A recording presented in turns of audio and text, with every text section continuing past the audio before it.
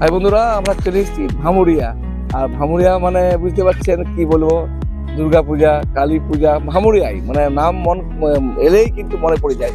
এমনটা কিন্তু আমরা রয়েছি এমন স্থানে, কলিয়ারি। আপনি নাম শুনেছেন অবশ্যই। 50 বছরের পুরনো, তার বেশি, যেটুকু জানলে 50 বছর উপরে। ওই যে সাইড দেখছেন ওইটাই কিন্তু অনেক পুরনো সেই দুর্গা মন্দির, প্রায় 50 বছরের উপরে। কতটা ডেট পরিষ্কার জানা নেই আমার কাছে, 50 বছরের উপরে। আর এই যে নতুন রূপে দেখতেই পাচ্ছেন, একসময় কালী মন্দির ছিল, এখনো আছে, কিন্তু এবারে একদম নতুন ধাঁচে, নতুন রূপে, দেখার মতন। এখনো কমপ্লিট কিন্তু হয়নি। আমি এই পথ দিয়ে বিশেষ কাজে এসেছিলাম, আমার ভালো লাগলো, তাই আমি আপনাদের কাছে তুলে ধরছি। চূড়াটা হাইট দেখতে পাচ্ছেন, কত বড় চূড়া! এখন 45 ফুট নিচ থেকে, একদম 45 ফুটের, ওই 7 থেকে 45 ফুট নিচ থেকে, তাহলে তো মানে প্রচুর ব্যাপার হয়েছে, মানে প্রায় 60 কাছাকাছি হবে। আর প্রত্যেকটা পিলারে প্রত্যেকটা কিন্তু নাম আছে, সেগুলো নিয়ে আসছি। আর বাকি ছিল কি শিব মন্দির, দেখেন সেটাও কিন্তু তৈরির মুখে। তো আমি একটু যাচ্ছি, এখানে বিশেষ চমক আছে, চমকটা শেষে বলবো, এখন কিন্তু বললে হয়তো আপনারা আর দেখবেন না, সেই জন্য পরে বলবো। একটু ক্যামেরাম্যানকে বলবো সামনে থেকে যেতে। এখন সামনে যেখানে প্রতিমা থাকবে সেটা এখনো আসেনি, যেহেতু শিলামূর্তি হবে। আর সেই শিলামূর্তি কিন্তু এমন যেমন তেমন পাথর নয়, যে পাথর দিয়ে রাম মন্দিরের রামের যে মূর্তি করা হয়েছে, সেই পাথর দিয়ে কিন্তু এই মন্দিরের কিন্তু সেই শিলামূর্তি আসবে। আর বেশি দিন নয়, কিছুদিনের মধ্যেই কিন্তু আপনারা অপেক্ষা থাকুন, আমরা অবশ্যই এটা খবরের মাধ্যমে তুলে ধরবো। আজকে ভালো লাগলো, প্রত্যেকটা দেখছেন নামগুলো দেখুন, অনেকে হয়তো নামগুলো মুখস্থ নেই, সে নামগুলো কিন্তু ক্যামেরাম্যানকে বলবো দেখানোর জন্য। প্রত্যেক নাম দেখুন, নামগুলো মুখস্থ করলেন এই ফাঁকে ফাঁকে, অনেকের নাম হয়তো জানেন, অনেকে হয়তো জানেন না। প্রত্যেকটা নাম দেখুন, খুব সুন্দর জায়গা, পরিবেশ খুব সুন্দর। এখনো কমপ্লিট হয়নি, যেহেতু রং চলছে, বুঝতে পারছেন আপনারা প্রত্যেকটা জায়গায়।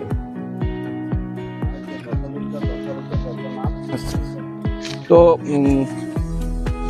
এইটার বিষয়ে তো অবশ্যই জানবই, সেখানে ক্যামেরাম্যান দেখাক। দাদাকে পেয়েছি, দাদাকে পরে মুখ দেখাচ্ছি। দাদা, মানে এটা তো অনেক পুরনো মন্দির না? অনেক পুরনো। তা কতদিনের? মোটামুটি আমরা বাবাদের হাত ধরে, আঙুল ধরে ধরে কলিয়ারে আসতাম, তখন এইখানে পূজা চলতো। মানে আনুমানিক ধরে নেন 50-60-এর উপরে, 50-60-এর উপরে। 60 বছরের আগে থেকেই কলিয়ারি চালু হয়েছে। ঠিক তারও আগের থেকে বলতে পারেন এই কালী মন্দির, দুর্গা মন্দিরটা ছিল আমাদের এখানে ভামুরিয়ায়। বলতে গেলে এই কলিয়ারির দুর্গা পূজা ছিল অতি প্রসিদ্ধ, এবং পরবর্তীকালে কলিয়ারি বন্ধ হয়ে যাওয়ার পরে আমাদের বিশিষ্ট সমাজসেবী বলুন, বিশিষ্ট শিল্পপতি বলুন, ওনার অনুপ্রেরণায়, গ্রামের মানুষের প্রচেষ্টায় আমরা সেই পুজোটাকে নিয়ে যাই আমাদের বাথানেশ্বর শিব মন্দিরে। সেখানেও আপনাদের সকলের সহযোগিতায় এবং সকলের বিশাল বড় একটা যোগদানের মাধ্যমে বড় করে আমরা দুর্গা পূজা করতে পেরেছি। তো যাই হোক, এখানে এই যে কালী মন্দির দেখছেন, এই কালী মন্দির আমাদের গ্রামের পার্শ্ববর্তী অঞ্চলের কিছু মানুষের যথেষ্ট অনুদান সহকারে এই মন্দির তৈরি হচ্ছে। যাদের হয়তো অনুদানগুলো অনেকের নামে নিষিদ্ধ আছে, বাধা আছে, অনুদান গোপন রাখাই ভালো। একদম একদম। তো সেই অনুদানে এইসব তারপর বিশেষ শুনলাম যে শিলামূর্তি আসছে, মূর্তির মানে পাথর যেটা আছে খুব মানে দামি পাথর। দামি পাথর মানে কি, দেখুন একটা জিনিস, মায়ের মন্দির যখন এত সুন্দর হলো, তখন সকলে মিলে চিন্তা ভাবনা করেছি যে মূর্তিটা যেহেতু শিলামূর্তি হচ্ছে, তাহলে সেই পাথরটাও যদি একটা উন্নত মানের ভালো পাথর দিয়ে করা হয়, তাহলে স্থায়ী হয় অনেক দিনে। তার মানে মন্দির তো যখন তখন মন্দির সংস্কার করা যায়, কিন্তু মূর্তি সবসময় সংস্কার হয় না।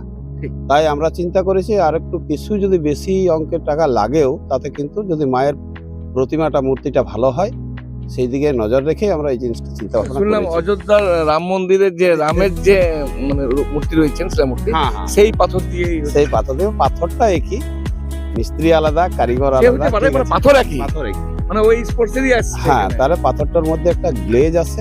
ওই পাথর যারা বিজ্ঞানসম্মতভাবে যারা চেষ্টা করে রামের মূর্তিটাকে বানাইছে, বা যারা পাথরটাকে চুজ করেছে, তারা নিশ্চয়ই যথেষ্ট জ্ঞানী গুণী মানুষ।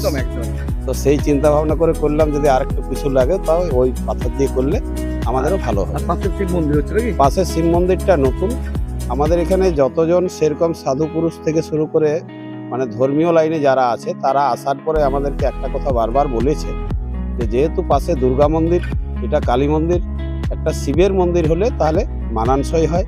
বাবার পাশে মা, মায়ের পাশে বাবা থাকলে যথেষ্ট একদম একদম যথেষ্ট তার একটা মানুষের মধ্যে একটা ছাড়া ভালো পড়ে, একসাথে প্রণাম পুজো করতে সুবিধা হয়। তাই শিব মন্দিরকেও চেষ্টা করে। দাদা অনেকে তো মনে করুন হয়তো জানে, অনেকে হয়তো জানে না লোকেশনটা, মানে যদি কেউ ইচ্ছা করে দেখতে আসবো কিভাবে আসবে? এটা ভামুরিয়া মেন রোড থেকে নিয়ে ভামুরিয়া কলিয়ারি বললে কলিয়ারি নামে সবাই চেনে। তারপর ভামুরিয়ার যে দুর্গাপূজা শিবরাত্রি হয় সেটাকেও অনেকেই জেনে গেছে আজকে ওই রাস্তায়? পশ্চিমবঙ্গ ওই রাস্তায়। এবার ভামুরিয়া কলিয়ারির মধ্যে এসে গেলেই কলিয়ারির মধ্যে এটা অ্যাকচুয়াল ছিল কলিয়ারিরই পুজো। কলিয়ারি যখন বন্ধ হয়ে যায় 2001 সালে, তারপর থেকে আমাদের এখানে যতগুলো ছোট ছোট ব্যবসায়ী ছিল তাদেরও পেটে লাগ পড়েছে, মানে ব্যবসা খুব একটা নেই বললেই চলে।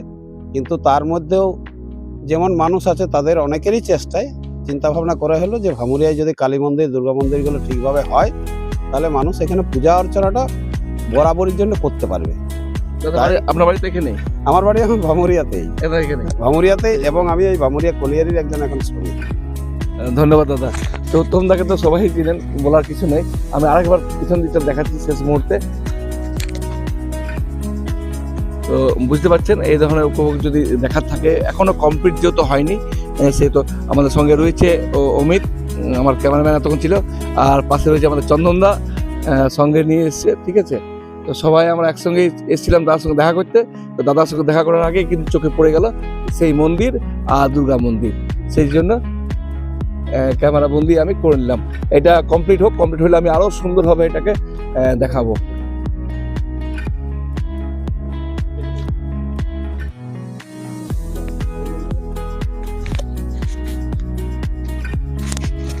ওটা মন্দিরটা বুঝতে পারছেন, এখান থেকে পরিষ্কার কিন্তু একদম দেখা যাচ্ছে শিব মন্দির,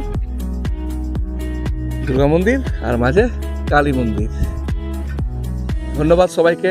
ভালো লাগলে অবশ্যই শেয়ার করবেন, সবাইকে দেখার উপভোগ করে দেবেন। সুস্থ থাকুন, ভালো থাকুন। ওপেনিং কখনো মোটামুটি তাও ডেট হয়নি, মাঘ মাসে ভাবছি, চেষ্টা করছি মাঘ মাসে। ডেট হয়নি না?